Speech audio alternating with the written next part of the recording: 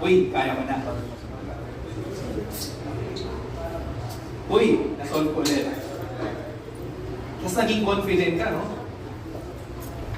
Hindi mo na mabalik, babato mo na. Tapos bibilan ka uli ng nanay mo, kaya best-selling talaga siya. Thank you sa mga nakagets. Sir, paki-mix lang, mix-mix nyo lang. Mix ng mix, hanggang hindi na natin masundan. Diba? So, nag-lag tayo ng konti doon, sir.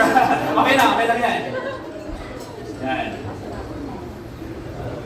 Sige, okay. Pag satisfied ka na, ilalagay natin siya dito.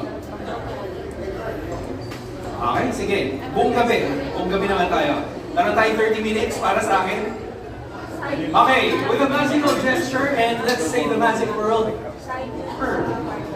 Everybody say pearl? Pearl! Magiging magical talaga to. Solve na. Magic yan. Siyempre, wala tayong ibang cue dito. Pwede ka namang gamitin isang kamay kaya.